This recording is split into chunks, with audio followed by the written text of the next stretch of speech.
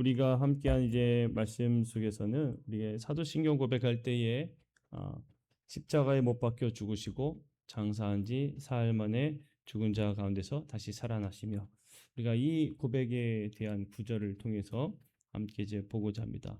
예수님은 죽으셨고 부활하셨다라는 이제 내용으로 우리가 보고자 해요.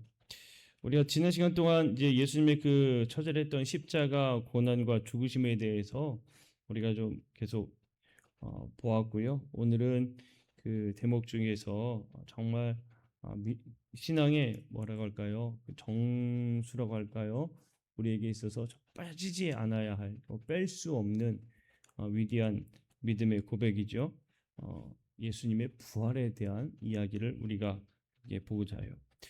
부활에 대한 이야기는 부활주일 등을 통해서도 많이 듣기도 했지만, 그래도 이 시간 한 번 더 깊이 알아가는 시간이 되기를 원합니다. 예수라는 인물, 약 2000년 전 억울하게 십자가에서 죽었다라는 거는요, 교회를 다니지 않는 사람들도 다 아는 사실입니다. 심지어는 여러분, 아이들이 읽어야 할 책들 중에 위대한 그 위인들에 대한 책들이 있잖아요. 근데 위인들의 책 그 인물 안에 예수라는 그 인물이 또 들어가 있어요. 그래서 이 위인전을 보면은 사람의 이 생년 탄생이 언제 되었고 언제 죽었는가가 기록되어 있거든요. 근데 예수님에 대한 그거는 죽음은 뒤에 물음표가 되어 있습니다. 알 수 없다라고 되어 있죠. 이 세상 사람들이 볼 때는 그냥 역사상의 위대한 성인이다 이렇게 보지만, 교회는 거기서 절대로 멈춰서는 안 되겠죠. 예수님이 죽으셨다, 여기서 멈춰서는 안 됩니다. 우리가 정말 믿음으로 고백해야 될 고백 중에 하나는 장사한 지 사흘 만에 죽은 자 가운데서 다시 살아나셨다. 예수님은 부활하셨다. 우리는 이 고백을 반드시 해야 합니다. 감리의 종교강령 3조를 보게 되면, 여러분 글씨가 보이시려는지 모르겠으면 네, 넘겨주세요. 네, 3조를 보면 그리스도께서 과연 죽은 자 가운데서 다시 살아나시어 완전한 인성이 붙은 모든 것과 육체를 다시 가지시고라고 이제 우리가 고백을 해요. 감리교는 분명히 예수님의 부활에 대한 고백을 합니다. 예수님의 부활이 제자들의 마음에 남은 어떤 정신적인 기억이나 상징적인 승리가 아니라 실제 살과 뼈를 지닌 몸으로 정말 부활하신 역사적 참된 부활이다라는 고백을 우리 감리교에서는 한단 말이에요. 또 종교강령 제2조, 감리교 종교강령 제2조에서도 그리스도께서 참으로 고난을 당하시고 죽으시고 매장되시어 우리를 하늘인가 화목하게 하셨다라고도 선포를 해요. 그러니까 예수님의 그 죽으심, 십자가의 그 죽으심과 부활은 떼어서 생각할 수 없는 겁니다. 동전의 양면과 같아요. 같이 항상 보아야 합니다. 죽으심과 살아나심이 항상 함께 우리는 보고요. 그 하나의 위대한 하나로 그 위대한 구원 사역이 이루어졌다라고 우리가 고백한다는 겁니다. 오늘 이 밤에 말씀을 통하여서 십자가의 절망을 깨뜨리신 그 부활의 능력이 저와 여러분의 삶에 뜨겁게 체험되기를 주님의 이름으로 간절히 축복합니다. 첫 번째 먼저 장사되셨다라는 거예요. 장사되셨다. 장사되셨다는 이야기는 뭡니까? 예수님은 진짜로 죽으셨다라는 이야기죠. 예수님의 죽음은 진짜이다라는 겁니다. 사도신경에 참 짧은 아주 함축된 이 고백들로 이루어져 있습니다. 그 고백들 하나하나가 아주 신중하게 배치되어 있어요. 그 사도신경에 예수님이 죽으시고라고 분명히 우리가 고백을 합니다. 그런데 여기에서 장사되셨다라는 고백을 우리가 꼭 봐야 되는데, 고린도전서 15장 3절 4절을 보게 되면 내가 받은 것을 먼저 너희에게 전하였노니, 성경대로 그리스도께서 함께 읽어볼까요? 성경대로 그리스도께서 시작. 성경대로 그리스도께서 우리 죄를 위하여 죽으시고 장사 지낸 바 되셨다가, 아멘. 죽으시고 장사 지내셨다라는 이야기예요. 장사 지냈다는 얘기는 뭡니까? 죽었다라는 거는 정말 말 그대로 그냥 목숨이 끊어진 거고요. 장사는 뭐예요? 장사 지냈다는 게 장례를 치렀다는 거잖아요. 장례를 치렀다는 겁니다. 그냥 죽었다가 아니라 장례까지 정말 치루었다라는 것을 말해주는 거예요. 초대교회 시절에 보면 참 많은 이단들이 있었어요. 근데 이 예수님의 죽으심에 관련된 이단들도 있었습니다. 어떤 이단들이 있었냐면 예수님이 십자가에 딱 못 박히셨을 때 너무나 고통스러워서 잠깐 기절하셨다 깨어났다. 아 너무 아파 해서 기절하셨다가 깨어나셨다. 이렇게 이제 주장하는 사람들이 있어요. 기절설이라고. 초대교회에 이런 그 있었습니다. 환상설도 있는데 뭐냐면 제자들이 예수님이 죽은 게 너무 충격적인 거예요. 이럴 수는 없다. 어떻게 그 하나님의 아들이라는 분이 죽을 수 있느냐. 그래서 제자들이 충격이 너무나 커가 충격이 받은 게 너무 커서 이건 환상을 본 거다. 환상설 이런 것들이 있었어요. 그러니까 예수님의 이 부활에 대한 이야기를 이거는 잠깐 뭐 기절했던 거다. 아니면 이건 환상이다. 이런 여러 가지 이 이단들의 이야기들이 참 많았다는 거예요. 근데 사도신경에서는 이런 애매한 핑계를 완전하게 잘라버리죠. 예수님은 차디찬 무덤에 묻히셨고 장사되셨다라고 분명하게 고백하고 있어요. 세상에 기절한 사람을 장례 치른 사람이 있겠습니까? 잠깐 기절했는데 여보세요. 숨은 아주 쉬고 있는데 기절했는데 무덤에 넣는 사람이 어디 있겠어요? 더군다나 여러분 성경에 보면은 큰 돌 무덤 문을 닫았잖아요. 이 돌로 그 문을 닫았을 때 그 돌의 무게는 사람 장정이 혼자 절대로 움직일 수 없는 어마어마한 무게의 돌입니다. 근데 그걸로 막았다고 분명히 기록하고 있지 않습니까? 장사 지냈다는 이야기는 뭐예요? 완벽하게 숨이 끊어졌다라는 것을 의미하죠. 여러분 사람이 죽으면 바로 그냥 장사 지내진 않습니다. 꼭 사망 진단서를 받아요. 사망 진단서를 받고 그 사망 선고가 있어야 그 다음에 장례 일정이 나오지요. 그냥 바로 장례 일정이 나오지는 않습니다. 그러니까 죽음이 돌이킬 수 없는 실제 사건이 되었기 때문에 장사를 지낸 거예요. 예수님의 장사 지내셨다라는 이유도 여기 있는 거예요. 눈속임이 아니라 실제적인 육신의 죽음이 있었다라는 실제적 고백을 의미합니다. 이 사실이 우리에게 참 중요한데 왜 중요하냐면 예수님이 진짜로 죽지 않았다고 한다면 언젠가도 제가 한번 나눴죠. 우리 죄를 대신 짊어지신 그 대속의 죽음은 가짜가 되는 거예요. 실제 죽지 않았다고 한다면 우리가 고백하는 그 대속의 의미의 죽음은 가짜가 됩니다. 그분이 진짜 죽지 않았다면 사망 권세를 이기신 부활 역시도 가짜가 될 수밖에 없는 거예요.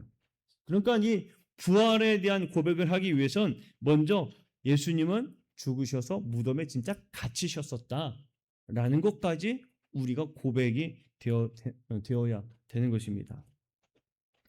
여러분, 근데 이 예수님의 죽으심에 대한 장사 지내셨다라는 이 고백은요, 사실 깊이 묵상해 보면 우리에게 큰 위로를 줍니다. 우리 주님이 죽음이라는 것이 얼마나 무겁고 차가운 것인지 모르는 분이 아니에요. 너무나 잘 아시는 분이죠. 근데 저 멀리서 구경만 하시는 분이 아니라 어떤 분이에요? 우리 인생에 실제로 오셔서 우리 인생이 겪는 정말 그 무거운 깊은 그 어둠을 체험하신 거죠. 전적인 인간의 가장 깊은 어둠 그 무덤 속으로 친히 걸어 들어가 누우셨다라는 이야기예요. 여러분 장례식장에 가보면은 이런 죽음이라는 벽이 인간의 힘으로 결코 넘을 수 없다는 것을 너무나 잘 알고 있습니다.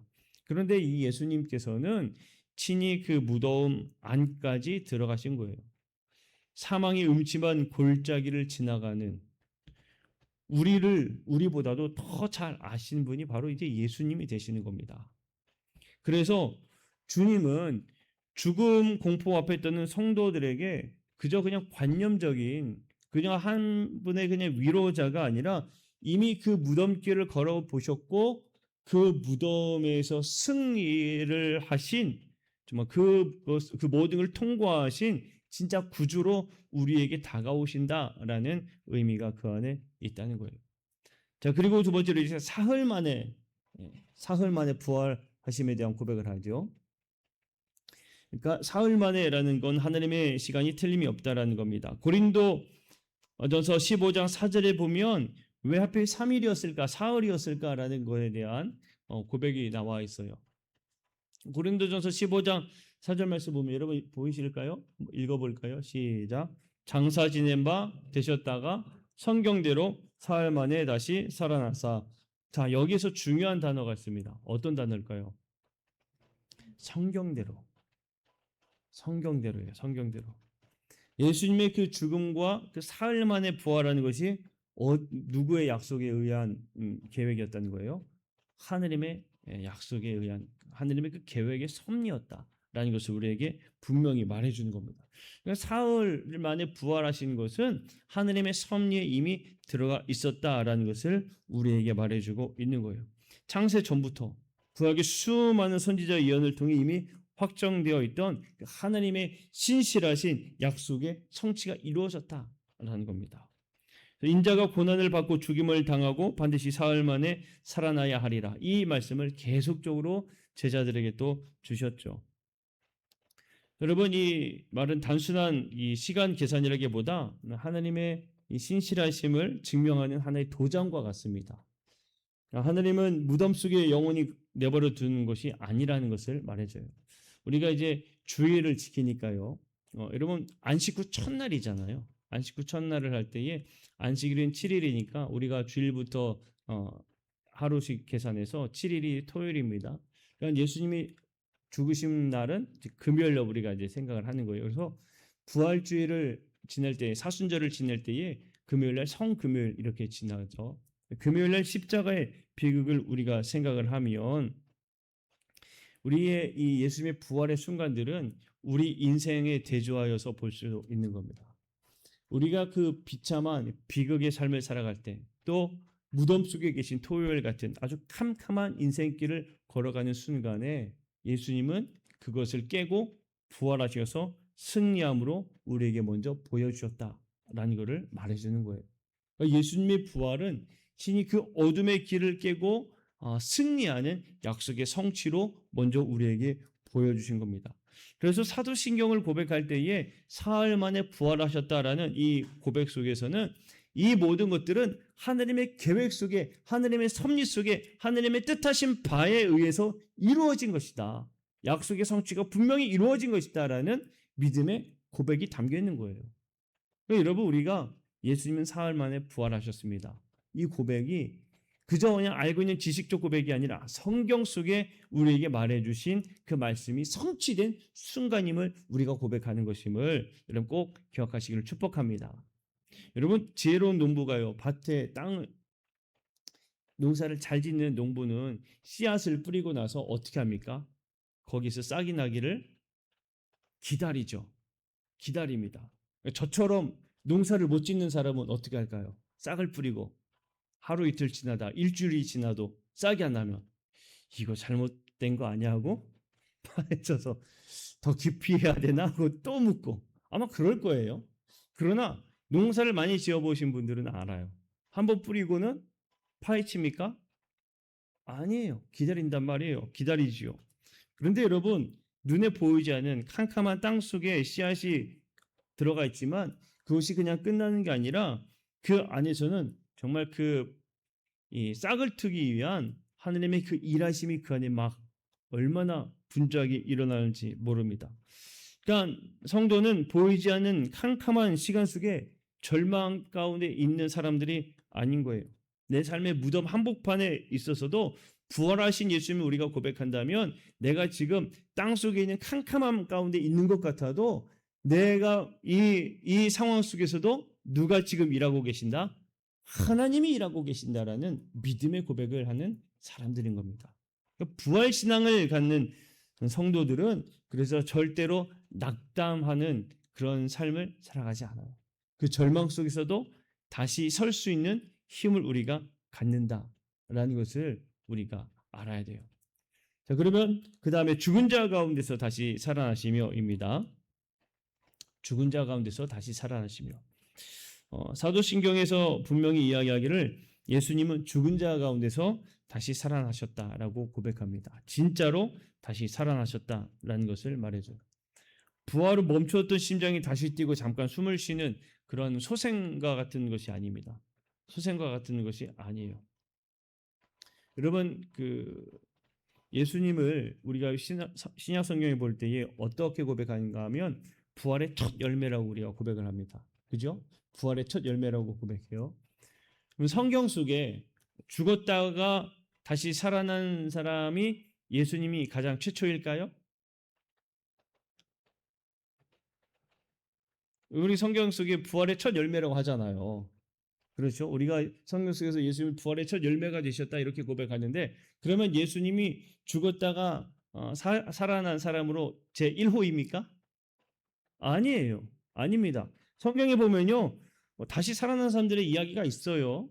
어떤 이야기들인가 하면 이제 죽은 사람 엘리사의 무덤에 그 죽은 자를 그냥 막 던져 갔다가 엘리사의 뼈에 닿아서 다시 살아난 자에 대한 이야기가 열왕기하에 등장하고요. 그리고 예수님께서 나인성 과부의 아들도 살리셨죠? 그리고 너무나 잘 알고 있는 나사로는 심지어 사흘이 지나서 냄새가 난다라고 이야기했습니다. 그 나사로도 살았어요.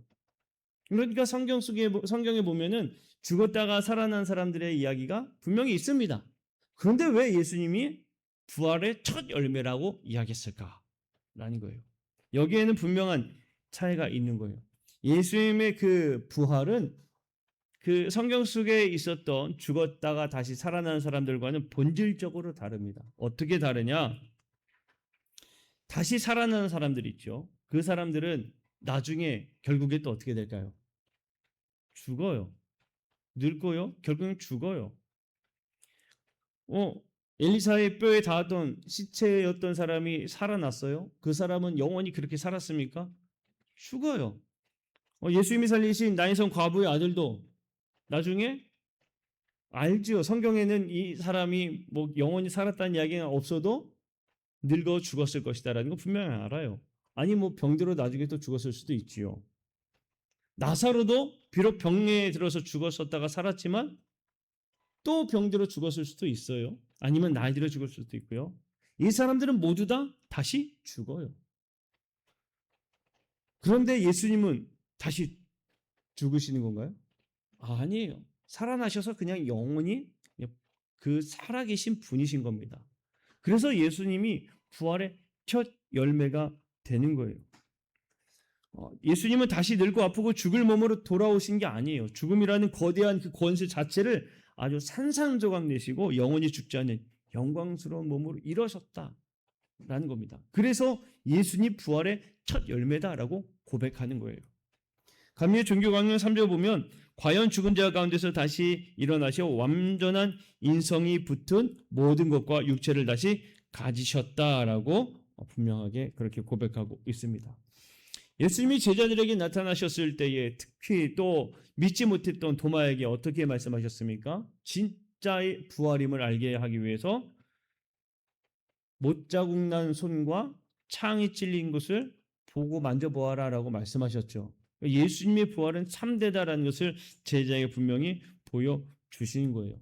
그리고요, 예수님이 진짜 부활하신 거에 대한 이야기를 또 어디에서 할 수 있는가 하면 요한복음에 보게 되면 제자들이 낚시를 할 때에 예수님께서 이 제자들을 위해서 무엇을 하셨냐면 조반을 준비하셨어요. 아침을 준비하셨습니다. 생선을 구우셨죠. 같이 뭐 하셨어요? 음식을 드셨어요. 진짜 부활하신 육적으로도 정말 부활하신 예수님의 모습을 이야기하는 거예요. 여러분 그 손전등과 아침의 해의 차이가 여기 있습니다. 정전이 되어서 캄캄할 때 손전등을 켜면 잠시 동안은 비출 수가 있지요. 비출 수가 있어요. 저희 집에도 손전등이 2개가 있습니다. 충전하는 손전등이에요. 충전하는 손전등인데 이거를 계속 켜고 있으면 결국에 어떻게 됩니까? 방전이 되게 되죠. 결국엔 꺼지게 된단 말이에요. 방전이 됩니다. 그러면 다시 암흑에 찾아오죠. 나사로의 수생은 이 손전등과 같아요. 그렇지만 예수님의 부활은 손전등이 아니에요. 저 지평선 너머에서 이 온 우주를 집어삼키며 떠오르는 찬란한 아침 해와 같습니다. 해가 뜨면 밤은 자연스럽게 살아지게 되어 있죠. 예수님의 부활이라는 것은 이 땅을 지배하던 정말 이 사망의 밤이 끝이 났다라는 것을 선포하는 그 선포적 고백인 거예요. 그래서 예수님이 부활의 첫 열매가 되셨다라고 고백하는 겁니다. 사랑하는 성도 여러분, 우리 모두 역시 장차 그 영광스러운 부활의 그 몸으로 우리도 마찬가지로 일어나게 될 줄을 믿음으로 고백하는 우리 성도가 되기를 축복합니다. 자, 네 번째로는 부활은 하느님의 영수증과 같다라고 이야기할 수 있어요. 공인 영수증이라고 이야기할 수가 있습니다. 로마서 4장 25절 우리가 함께 고백했던 거죠. 예수는 우리가 범죄한 것 때문에 내줌이 되고 또한 우리를 의롭다 하시기 위하여 살아나셨다라는 겁니다. 여러분, 예수님이 무덤에서 깨어나셨다라는 것은 예수님이 죄를 용서받아 살아나신 것이 아니에요. 예수님이 본래 죄가 없으신 분이심이 확실하기 때문에 살아나셨다라는 것을 말해주는 겁니다. 부활은 십자가에서 흘리신 그 보혈의 제사가 완벽하고 충분했다라는 하느님의 공적으로 인정해주는 이 사역이 부활이에요. 충분하다라는 사역입니다. 그러니까 부활이 다 공인 영수증과 같다고 우리가 얘기할 수가 있습니다. 우리가 지난 시간에도 함께 고백했듯이 테텔레스타이라고 우리가 예수님의 고백을 우리가 함께 나누었죠. 예수님의 다 이루었으면 그 모든 죄에 대한 대속을 다 이루셨다라는 것과 같은 거예요. 예를 들어서 우리가 많은 어떤 빚이 있어요. 빚이 있는데 그냥 소문이 들려옵니다. 누가 내 빚을 대신 갚아줬다. 그냥 그건 소문만 있어요. 그러면 소문만 있으면 이게 진짜인가 아닌가 우리가 어떻게 합니까? 알 수가 없죠. 그래서 그 진짜인가를 알기 위해서는 뭘 해야 돼요? 은행 가서 확인증을 받아야죠. 그러니까 예수님의 그 부활은 완전히 끝났다라는 확인증과 같은 영수증 같은 거예요. 정말 우리의 모든 죄를 다 지불하셔서 그 모든 것까지도 이기시고 승리하신 분이 예수님이시다라는 것을 우리에게 말해주는 것이 바로 부활이다라는 겁니다. 그러니까 부활을 믿는 백성은 그렇기 때문에 오늘을 좀 다르게 살아야 된다는 것을 우리가 알아야 돼요. 첫 번째로는 뭐냐? 십자가를 넘어서 부활의 승리까지 나가야 한다라는 겁니다.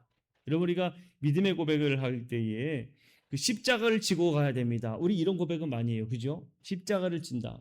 그런데 이 십자가만을 우리가 보아서는 안 돼요. 다음 장입니다. 네. 십자가를 넘어서 우리는 승리까지 볼 수 있어야 됩니다. 예수님이 그거를 우리에게 먼저 보여주신 겁니다. 부활이라는 것은 승리까지도 우리가 생각할 수 있어야 돼요. 두 번째 뭐냐면 절망 앞에서 지배당할 필요가 없는 겁니다. 절망 앞에서도 지배당하지 말아야 되는 거예요. 부활하셨다라는 것은 세상 모든 절망의 그 유통기한이 끝났다라는 것과 똑같은 겁니다. 똑같은 거예요.